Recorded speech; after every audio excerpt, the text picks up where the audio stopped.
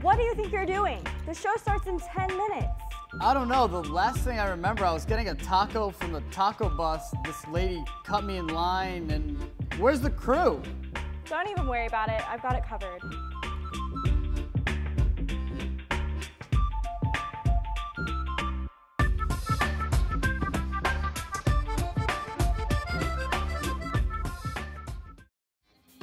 Adam Gomes,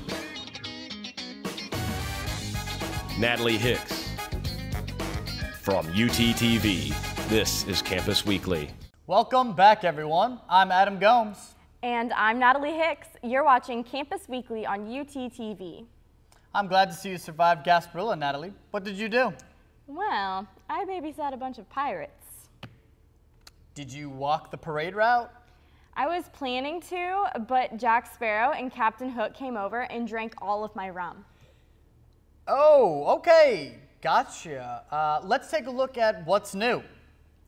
Former New York Yankee first baseman Tino Martinez returned to Tampa last week to host the 2013 home opener of the #4 ranked Spartan baseball team.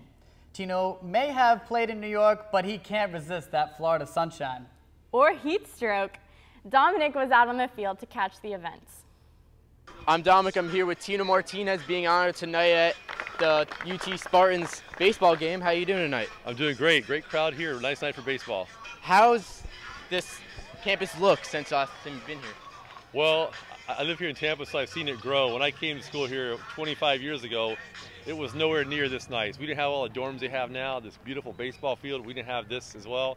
It's amazing what they've done to this campus, this university, and I'm proud to say I went here and look forward to seeing how successful they can be with this place. Yeah, does it bring back any memories? It does. You know, I actually live in the area down here, and every time I drive home, I always think of the days I played baseball here and the teammates I had and the great games we used to play in, and there's a lot of great memories here. Yeah, how does the team here today compare to when you played? Well, we had a good team back then. We never won a national title. We went to the World Series a couple times, and we had some really good teams, though. But these teams they've had the last few years here are probably the best this school's ever had. All right, thank you so much. My pleasure. Nice to meet you. Hi, I'm here with Preston Prackle. Did you feel any jitters coming into the game today, having it be the home opener? A little bit. The first at bat was a little bit nerves were involved, but after the first inning overall, I kind of settled down and got down to business. Yeah, how'd you feel the rest of the team did the rest of the game?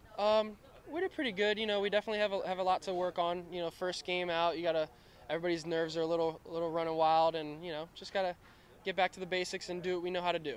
All right. How do you think the team's going to fare the rest of the season? I think we'll bounce back. Like I said, it's just the first game. Everybody's just finding their way and getting through the nerves. And I think we'll come back tomorrow and show what we're really made of.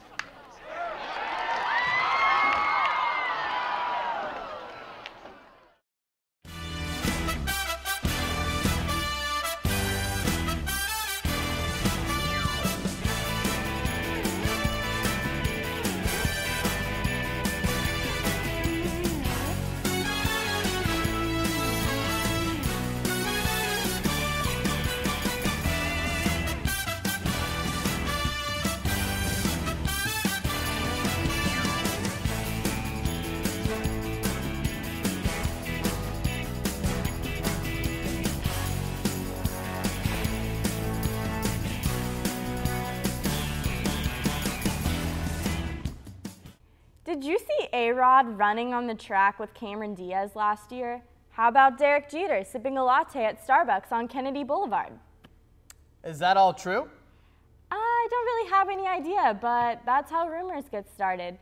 Speaking of gossip, here's Anthony with our Celebrity Trash Talk of the Week. Country singer Randy Travis is forced into rehab after a drunk driving accident where he crashed into a construction site and lay there naked for 4 hours. Jessica Simpson is pregnant again. Goodbye Liz Lemon with 30 Rock having its series finale. Tina Fey gives a goodbye speech to all of her fans. Boy Meets World spin-off Girl Meets World has finally found a girl to play Corey and Topanga's daughter. The show is quickly transitioning out of pre-production and into production. Steven Tyler dresses in drag and crashes American Idol. Funny, I always knew that dude looked like a lady. Jennifer Lawrence from The Hunger Games was caught on Jimmy Kimmel Live and talks about how her breasts are uneven. I'm Anthony Petnot, and I hope you have a great week. Have a celebrity you want to hear about? Send a tweet to UTampaTV. Thanks, Anthony. I always feel better about myself when I hear how miserable the rich and famous are. Every week, we like to spotlight a student organization to familiarize you, the viewer, with a diverse assortment of groups you can get involved with on campus. This week, we will see what fun events Student Productions has planned for the semester.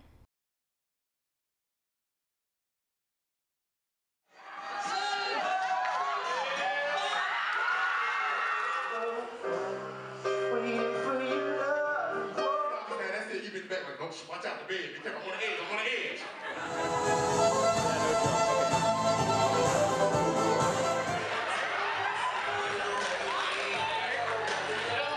Let's go out in Manhattan where the lady cat is. Man, you guys are beautiful. Thank you for coming out tonight. Woo!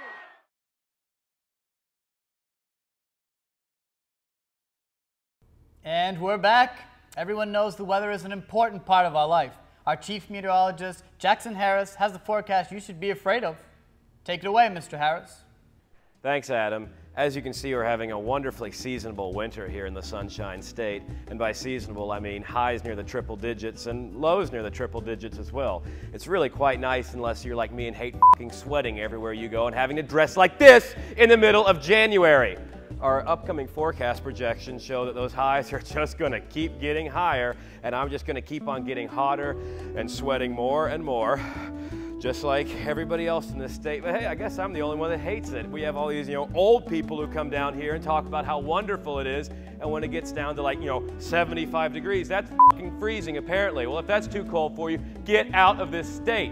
But everybody says, oh, it's getting below 70. This is so weird. It's Florida. No, there's such a thing as winter. Anyway, in the upcoming projections, we can look forward to tourist season, and then love bug season, and then fiery hailstorm season. But in the meantime, we'll have plenty of precipitation to make things even more humid and make sweating even better. Anyway, here's the radar.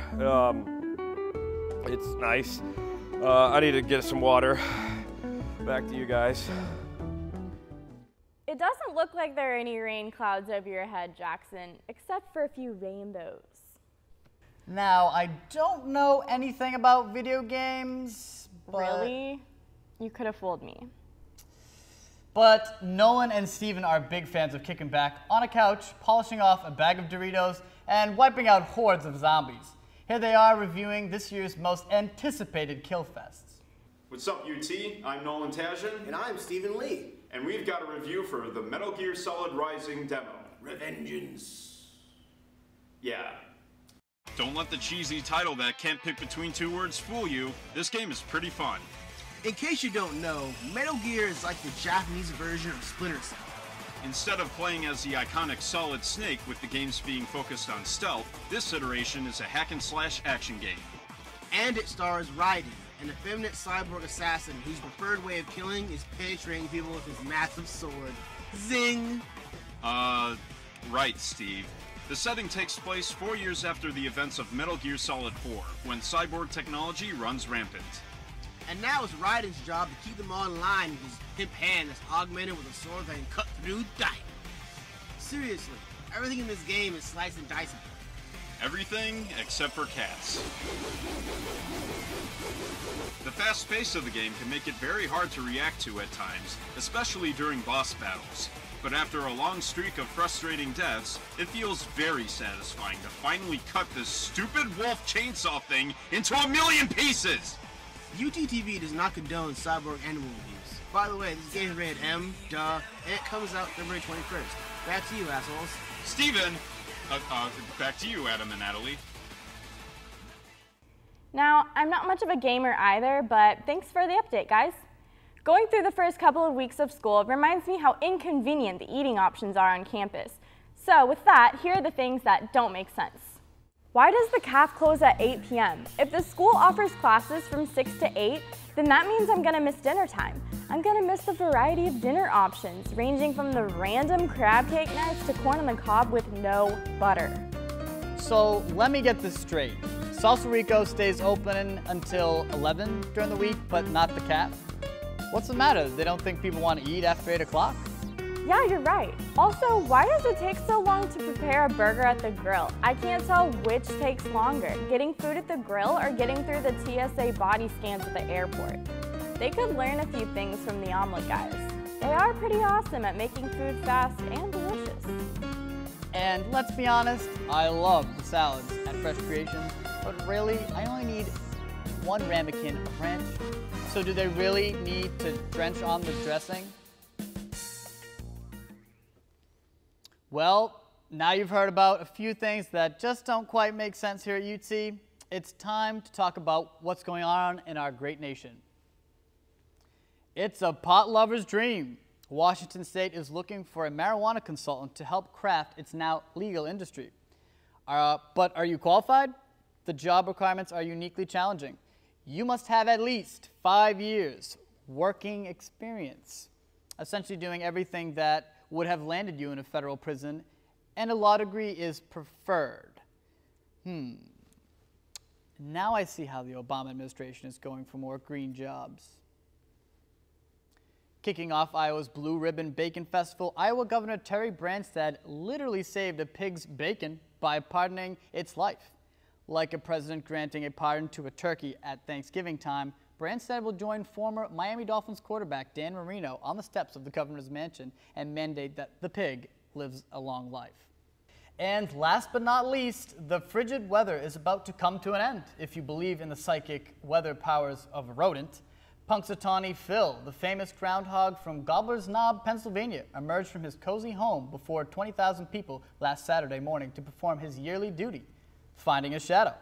Officials announced that the fuzzy sage has not seen his shadow and winter would soon come to an end. But if you ask Mente Teo, he'd swear he saw the shadow. Stay tuned for more news next week. We're always keeping you informed, UT.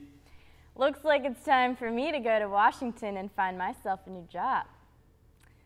Well, you better hurry up. The lines are getting long. Yeah, you're right. Next week, we will be showcasing musical talent from UT students at the finale of the show. But for now, thank you everyone for watching, and we hope you continue to have a productive week.